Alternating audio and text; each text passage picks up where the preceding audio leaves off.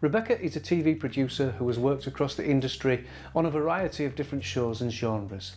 She has travelled extensively working with high-profile talent on the world-famous Top Gear, and has gone undercover and secretly filmed for BBC rogue traders. And most recently she's been embedded in a local doctor's surgery, making a documentary series about the NHS on Channel 5's brilliant GPs Behind Closed Doors.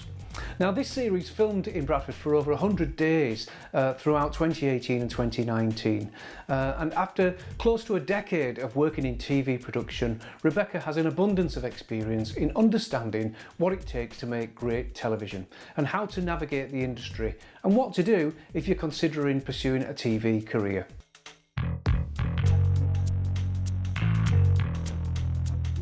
Ladies and gentlemen, please give a big Bradford warm welcome to Bex Parnell. Bex, welcome back to Bradford. Nice to be back. Good to be back. Congratulations on the success of GPs Behind Closed Doors. As I said in my introduction, I think it's almost got cult status now. I mean, certainly Bradfordians are fixated by it, and some of it's about who you know when you see. I said to someone just the other day, he just lives up the road. I said to my wife, he lives up the road, and the next day we were following him back from Chip Shop, and she didn't even know that this guy, and he'd gone in there. So it is fantastic to recognise some of the local sort of people that are on TV. Before we talk about that show in any detail, I wondered if you might shed some light on how it all started for you in TV. What was your first job? How did you get into the industry? Well, actually, my background is actually in design. I did a graphic design degree, but it's actually a lot more similarities than you think. It's all about sort of communicating via word and image and telling stories. And I focused a lot during my degree on film and photography, and kind of then continued to pursue that more after I graduated. And I applied for work experience at the BBC and ended up staying there for 5 years. So Wow. yeah, I did sort of a stint in history and business and economics, and then moved over to the consumer unit, which is where I worked on Rogue Traders and Watchdog, and then went over to Top Gear for years. And then since leaving Top Gear, I've been working freelance and for loads of different production companies on lots of different things for lots of different channels. Fantastic. But yeah, I kind of fell into it by accident. I just really enjoyed the storytelling part of it, Right. so applied. Yeah. And it's all about the storytelling, of Yeah. course. And Top Gear then, I mean, gosh, love it or loathe it, it was at one time the most watched television show on British TV. In the world. I don't really understand that, but Yeah. personal point of view, why, I would ask. But, you know, obviously the characters are larger than life, and there is a lot of, I suppose there's a lot of fun element to it. Again, I don't really understand about blowing up caravans and things like that. But myself and the team, from looking at some of the clips and stuff, would like to know a bit about your experience on researching things for Top Gear and the stunt that we saw there in the back, the Hercules. Yeah. You know, and how much of that is? I mean, we're among friends, so you know you can tell us candidly. How much of it is kind of choreographed because you sensationalise the fact that there's all guns spilling out, and how much of it is? Could you give us an insight to the stunts behind the show and you know some of the controversy around it? I mean, I think it's fair to say, and I think it's obvious at this stage, it became very, very, very scripted towards the end, very planned. A lot of it was ad lib, what they would say and things, but and Jeremy was notorious for having ideas along the way, which would make our job very difficult because he'd be like, I want to do this, which means you need to get me 400 bags of flour within the hour and things like that. But it was very scripted. So as a researcher on that show, what was your sort of remit? So everything. So you work very closely with the producers and basically make happen everything on screen. So everything from sourcing, buying all the cars, sorting out all the insurance, sorting out all the locations, Wow. going to all the development and script meetings, getting every single prop, going through the script with a fine tooth comb to make sure that you've got absolutely everything that you'll need. Risk assessments, health and safety. Gosh. Then did you enjoy the experience? Was it a stressful experience? Because it is I imagine it is such a demanding show to work on with the characters that are in it. Yeah. And like you say, changing last minute, go get me 400 bags of flour, whatever it might be. Yeah. Was it a real stressful situation, or did you have a laugh with the crew and the characters there? Were you part of the family? Yeah, definitely. It was you had to be. You all spent so much time together in such a high pressure situation, and at times it was extremely stressful. But it was also very, very rewarding, and I got to travel the world and do some amazing things. And every now and then, you just have to stop when you're a bit stressed and be like, "Hang on a minute, I am in an Australian mine doing a hill climb with a helicopter." It's quite amazing, but it is very stressful. That the kind of access that we were trying, like we went to Chernobyl, get things like that, getting access to places like that, and the risky side of it, there's a lot of risk. And some of the high-profile stunts that went wrong as well. Yeah, the biggest one was before my time, just before my time. Okay. But you were there on the incident, or you were still on the show on the incident when the famous sort of thumping incident. Yes, that brought it all to an end. Yes. Okay, well, not to dwell on that. Back to GPs behind closed doors in Bradford. Now, for about, I think we were saying 9 months, you filmed in Bradford at the Ridge Medical Practice. I mean, again, like I said, we're among friends here. So how does the Bradford experience compare to other areas where the show's been made? Where were you previously? Do you remember? So the Bradford one was our 6th series. Right. Personally, my 4th one that I've worked on, but they've all been... The first 3 were London-based, and then we went to Bristol. It's the first time we went outside of London. And then we came to Bradford because we hadn't done anything in the north. I don't think we'll ever go back to London now. Right. We've There's life outside London. Yes, and there's a lot more warmth outside of London, and a lot less sort of bureaucracy. It's been great, and I'm not just saying this because I'm sat here with you, but because of the money that I've paid you to say it. It was an absolute breeze dealing with the Bradford Film Office. You just have the most can-do, helpful attitude ever, which isn't the case. Like, access can be one of the trickiest things in TV, getting permissions to film places. So it was an amazing experience being here in Bradford. It was. Oh, that's good of you to say. Did you hear that, my board members? And to be fair, our role was very, very minimal. It was about getting some good views of Bradford. But actually, I'm quite impressed by the GVs that opened the show and the interludes, because for once, you don't use a drone. No. It's so nice that someone's actually filmed something from down here and shown the grandeur of the buildings and places like Five Rise Locks, instead of just, putting the drone up. So, I mean, is that a conscious decision, do you think, by the production company not to, or is it a budget consideration? I don't know, but I think we actually did try aerial shots one series, and it just didn't work so well with the show. It's a very intimate show. It's fixed rig, and we just felt it didn't really suit our style to go that far out of the building and that high. Well, it works. I mean, it works for me. It really works. And coming back to your role on this particular show as series producer, can you elaborate a little bit about what that entails?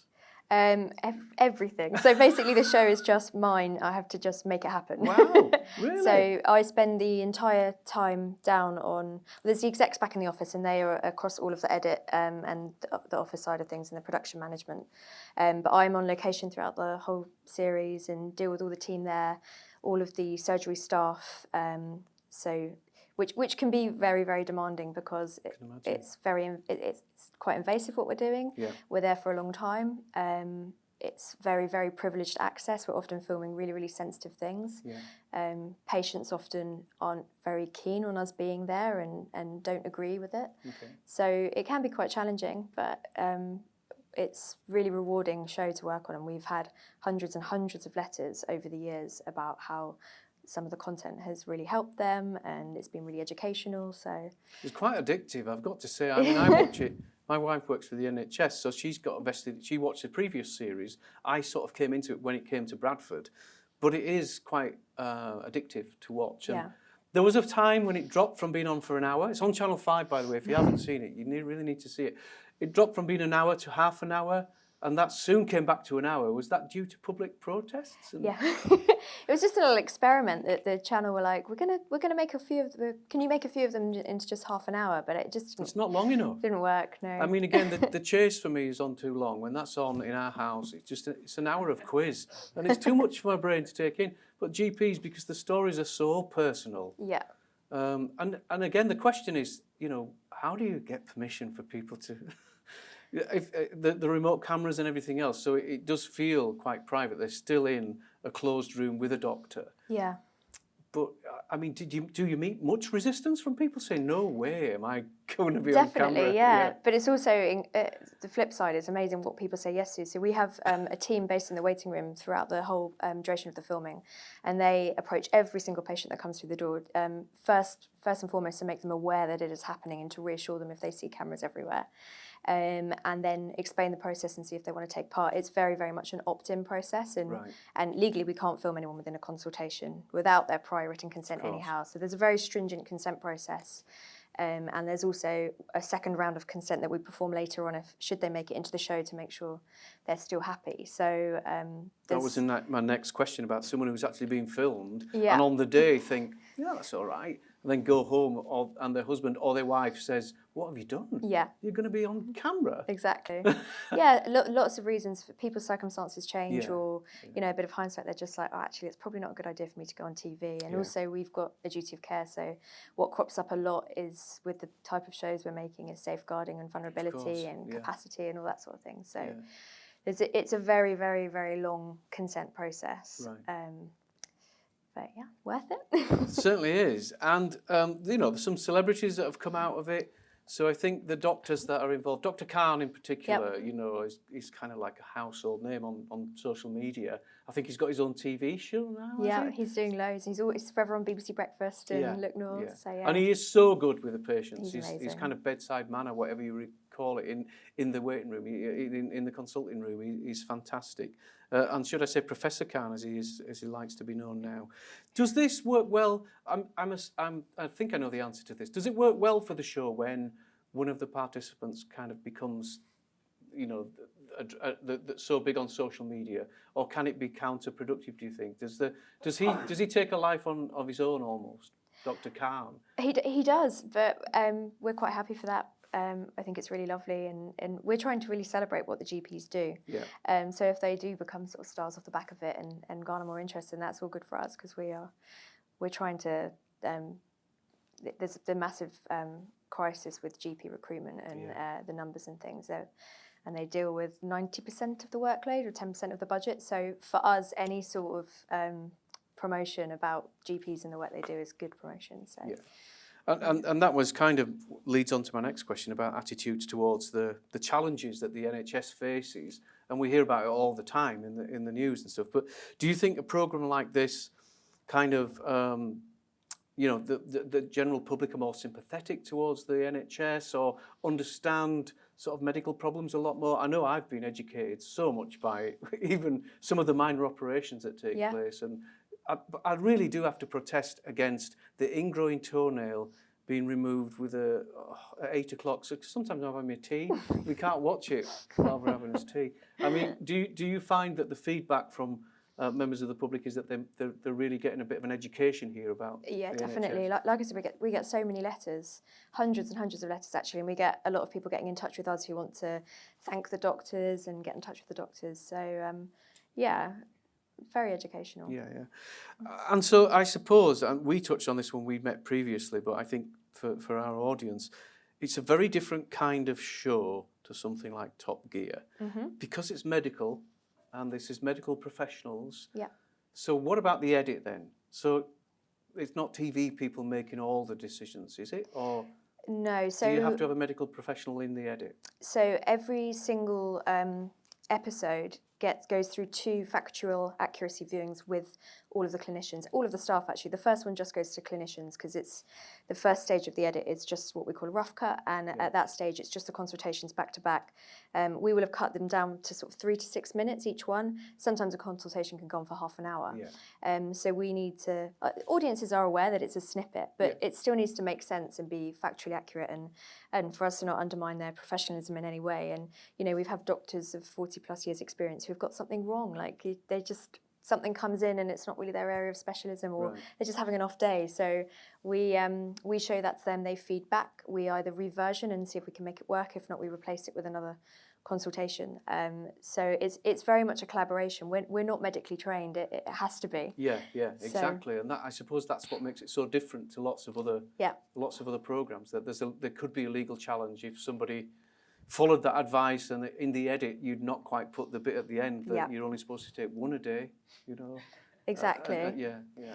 So we have to be really careful of that. I have another question, and this this is not to be critical of the show because I am a fan, as you can tell. But if if Heineken did GP surgeries, the Ridge Medical Practice, is it that good, or is it for TV that you really don't see all the seats full? There's not really that many queues, and the fact that they can refer you that day to the BRI.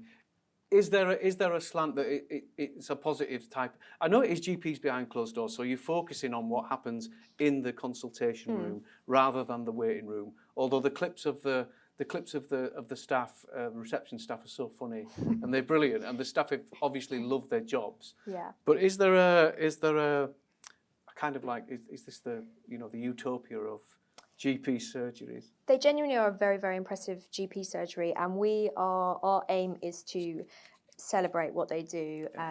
But actually, we've done audience research, and we are guilty of maybe making things look a bit too rosy because it is very, very difficult in that profession at the moment. So I think the next series that we're making at the moment, we're going to take a much more warts and all approach of. See, it's been in the headlines all this week and everything, the demand and the pressure. So we will be showing a lot more of that. And what we've got that's different this next series coming up is we're very, very restricted by the rig. So it's actually hard to see a lot of what goes on. We do only scratch the surface. So there's lots of other stuff going on within the building. So this year we have a roaming camera, a handheld camera that we can deploy at any one time to go and get more of the stuff, to show the home visits, show the meetings, the crisis talks, so to speak, and all of that sort of thing. And also what we're up against with showing the rough side of things is if a patient makes a big complaint, we really do want to show that, but they don't consent because Of course, they know they look bad because they've every now and then they're so sure that they're right, they are happy to feature, but it's the consent thing. Of course. Did you get consent from the guy who ripped the microphone off and stamped on it? Mm-hmm. I don't know if you remember that, anyone, but yeah. And I kind of get that, and I think it would be a shame for. It doesn't need to be just aggravation, because we get enough aggravation in everyday life, and I think the quality of the programme is about the advice that's given to people, and often, especially I think, from a personal point of view, with young children or for older people that might be suffering from terminal illness. We've cried sometimes when we've seen the outcome of some of those decisions at the end of the day when people have died and passed away. And so I do think credit to the show for being able to portray that in such a respectful manner that it doesn't need to go back to all chaos out in the waiting room. There is something very, it's a lot deeper than that, isn't it? As a kind of reality TV show, if you want to call it that, I don't know. So as part of, I want to ask you another question about diversity as well here, if you don't mind. I just wonder, as a woman working in the industry, have you found your career progression, have you found that it's been more difficult as a woman, or has that not factored within your career path? Yes, I would say at times there have been. I think when I was at the BBC, it was definitely a bit more difficult to get ahead, to sort of get the promotions. But I don't think that's necessarily just a female thing. Okay. But I actually work for the company I'm at the moment, and why I keep continuing to work for them is that he really, really champions women, and he does a lot of things for job sharing. So women who do go and have babies and things can continue to work in some capacity or share their job and things. But it can be.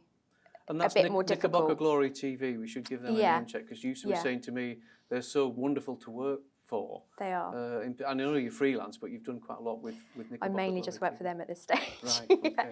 But no, I am freelance. But they are really, really wonderful. They're really keen on progressing you and giving you an opportunity.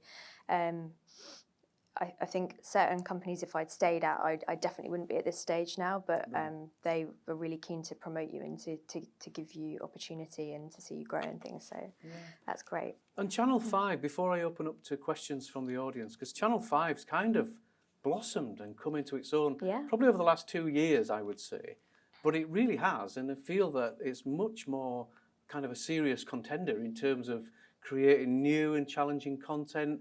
And it obviously doesn't have it's not the size of Channel 4, the budgets of Channel 4, but it feels to have really grown into its skin, if you like. Do you agree with that? Do you find Definitely. Channel 5 a good sort of platform for the work that you're creating?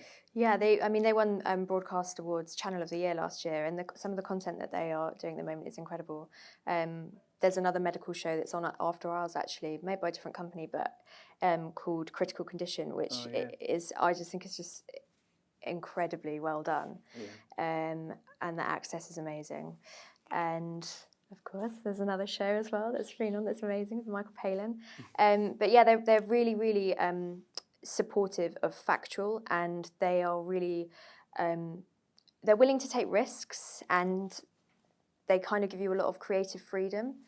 So yeah, they're and you they're find great it to so work very with. different to the BBC platform then, from your memory of when you worked with BBC, which I imagine is very traditional in its approach to new content and so much more. I imagine, I mean, from the work that I sort of do is usually at the coalface of making the stuff, not commissioning stuff. But I imagine it's so much more bureaucratic with BBC. I mean, we're not here to bash the BBC, although sometimes we are. But I think it varies though, with show to show, because at the BBC I worked on lots of different things, and some things are just a bit of a compliance nightmare, so it needs a lot more of a hand-holding to get through all the compliance procedures and stuff. But generally, the channel Channel 5 are probably the most sort of hands-off that we've ever dealt with. They just give you a lot of trust and are sort of happy for you to go away and make the show, and they might make some tweaks at the end, but they don't really interfere along the way. Okay. They're not demanding like edits to review all the time. They have been great, actually, really great. So we have a database of literally every single surgery, and before we even approach surgeries, they have to meet criteria for us. They need to have a certain amount of patients on the books, a certain amount of doctors. We film both clinics morning and afternoon, and to get enough footage, we have to have a minimum of 6 rooms filled morning and afternoon. So they need to have enough staff to be able to accommodate that and to fill the rooms every day. So once we've established that, we then approach them and see if they want to take part. And then for those of them that want to take part, we've got a very sort of extensive questionnaire and sort of a briefing process to see if they would be willing to take it on. And then it comes down to a selection. And actually, Bradford they really wanted us to come. It was great. There wasn't much reluctance at all, which was really great. Yeah, really keen to take part. And although it is quite it seems quite an additional pressure. Once we're up and running, we're very. People sort of forget we're there. We just become part of the furniture. The only sort of interaction is we'll get the doctors mic'd up in the mornings and in the afternoons, and then we'll just try and leave them to it. And we're just like, you go about your day as you would. And they kind of forget we're there. because it's all remote cameras. Yeah. And I've noticed that sometimes I might be wrong here, but not every patient is mic'd up. Is that right? No. But sometimes they are. We try and get them, basically that is like I say, we try not to impact on their working day as much as possible. So if they're calling in a patient and we're desperately trying to get a mic on them, we're holding them up. Yeah. So we can't let their clinics run late because of us. So we're like, off you go. We do have a desk mic, which we can fall back on if we can't get a patient mic on. It's not as good. It's much better, obviously, to have the lapel mic. But yeah, that's why some of them aren't mic'd. And so, where's the gallery? Are they? We might be getting a bit technical here, but forgive me because it's important because most of this is shot on remote cameras. As you probably know, places like, the university have got remote cameras when they do the graduation ceremony. So they'll have fixed cameras, but they'll have a remote camera. But when you listen to the technicians at the university, the remote camera's a nightmare. And it's a similar make and model to the ones you use, probably not the same spec. And when you think about all council meetings now in most big local authorities are all filmed by remote cameras, trying to democratise, council meetings.